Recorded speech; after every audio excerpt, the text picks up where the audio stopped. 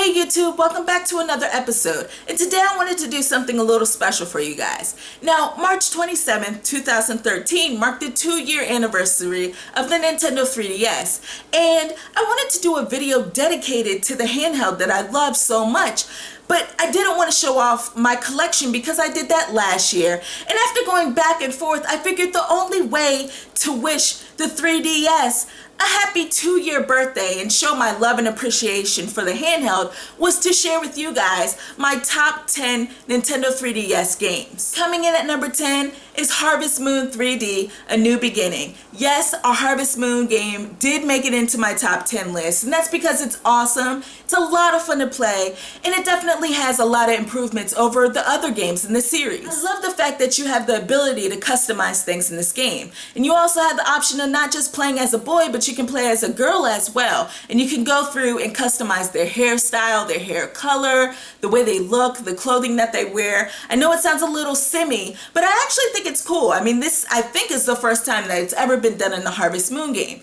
Plus, you have the fact that you can go out and get blueprints to actually build new things on your farm. If you go out and collect materials for those blueprints, you can actually build your farm up and, you know, just pimp all types of animals out of it. Number 9 goes to Kingdom Hearts 3D Dream Drop Distance. The story's really good. It looks wonderful on the 3DS. I mean, the cutscenes are just unbelievable. And whenever you go to a new world, you just get this magical feeling. Not to mention the fact that this is one of the best games that I've played so far that has awesome 3D effects. I mean, the 3D effects are really good for Kingdom Hearts 3D. I really do appreciate the fact that this game switched it up a little bit with the gameplay mechanics, not only with the combat, but with Dream Eaters, which are equivalent to Pokemon. You go out and find them, you catch them, you know, you show them a little bit of love and affection, you build up their stats, and they'll fight alongside you, which is a nice breath of fresh air to the series. Kid Icarus Uprising is number 8 on this top 10 list.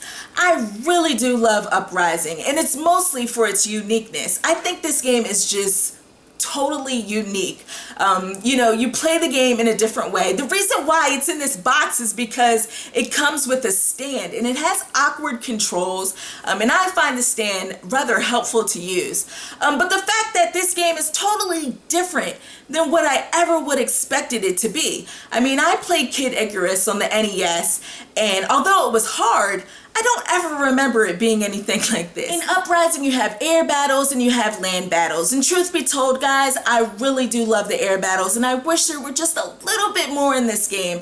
I found the controls to be a lot easier in the air battles, and I just liked it overall because it reminded me of a shmup. I mean, something more along the lines of like Sin and Punishment.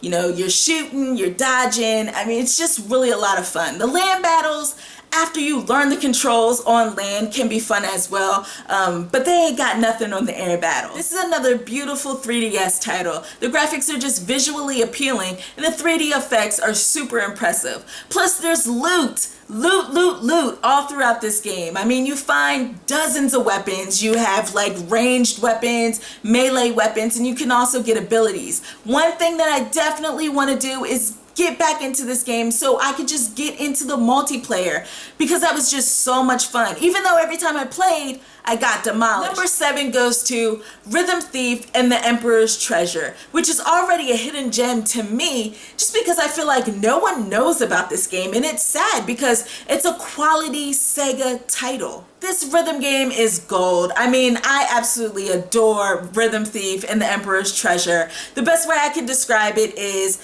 Professor Layton meets Elite Beat Agents. I mean, you have this whole adventure aspect of the game where you're finding clues, but then you have the rhythm aspect where you're playing through these different rhythm-based mini-games, which are a lot of fun. Although some of the mini-games can be a little frustrating because of the controls, but overall, it's just so much fun. It's addicting, it has a bunch of charm, and again, seeing a common theme here. It's a great looking 3DS title. Coming in at number 6 is a recently released 3DS game. It's Luigi's Mansion Dark Moon. Basically, Luigi's Mansion 2. Luigi's Mansion Dark Moon is an awesome sequel, and it has a lot more to offer than the original game. I played through and completed this game in almost 18 hours, and That's a lot of time spent in a mansion. Now, it took me a while to get used to the mission structure because it's totally different. They're broken up into these different sections. It's not this overall, big, gigantic world like it felt in the original title. But once I got used to the way the game was set up, I really did enjoy it. The puzzles in some of the games were fun. Some of the boss battles were enjoyable. And all around, it's just a cutesy, clever game.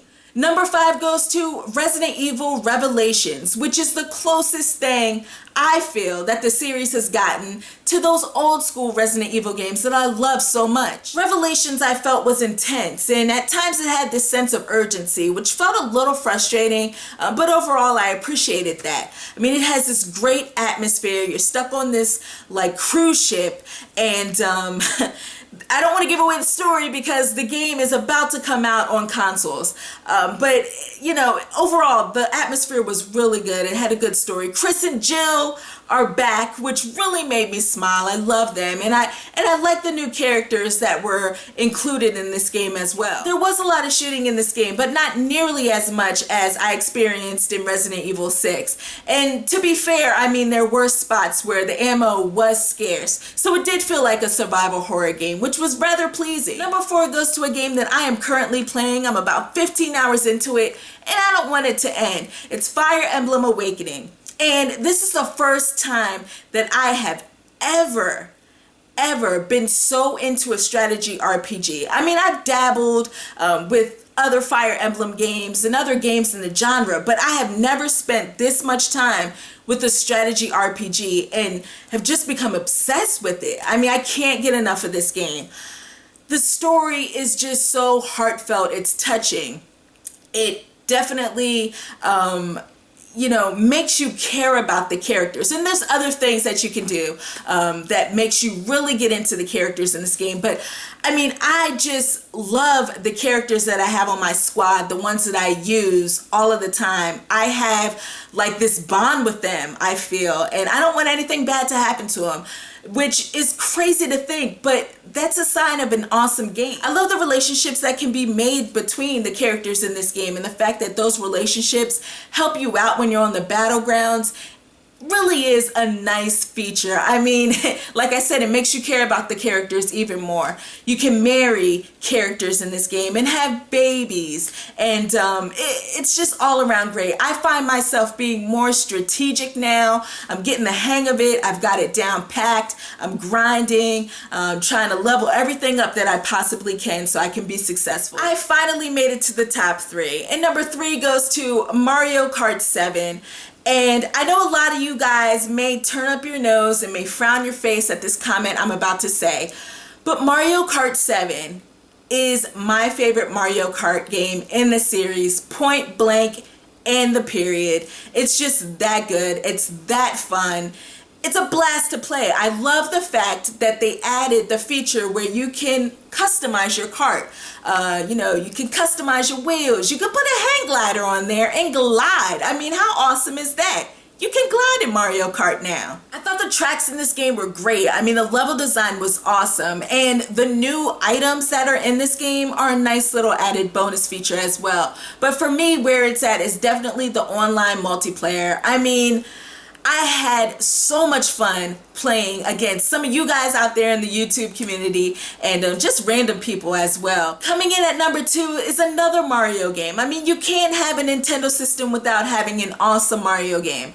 So for me, that awesome Mario game is Super Mario 3D Land. And the reason why this game is so awesome is because I feel like it's the perfect combination of old school Mario and new school Mario. I mean, this game kind of takes Mario back to its roots. To me, it feels like that because I feel when I play this game, I feel like I'm playing Super Mario 3, and that's my favorite Mario game ever. I don't care what anyone says. It's my favorite. I love Mario Brothers 3, and this game totally feels like it. But then it has this new aspect, this new generation aspect where it kind of feels like Galaxy as well. I mean, you're in these short little levels. I mean, it just feels really, really good. I love the 3D effect in this game. I mean, it's almost a necessity. You have to use 3D to get through some of these levels, and it works really, really well. here we are at number 1, and the game that's in this number 1 spot might not be a surprise to some of you guys, because some of you might be fully aware of my addiction that I had with Theatrhythm Final Fantasy when it came out last summer, well into the fall. I played this game all the way up until Thanksgiving. I put a good 100 hours into this game, and to be honest with you, I could go back and probably play another like 100 hours. That's how much I love Theatrhythm Final Fantasy. You may be wondering why I love this game so much, because to some people it's just a rhythm game. But to me it's more than a rhythm game. There's a lot of components to this game that makes me just go crazy for it. I love the fact that you can play through beautiful Final Fantasy music just by tapping and sliding your stylus across that touch screen. And I don't know, somehow I felt like this connection, like I was actually playing the music.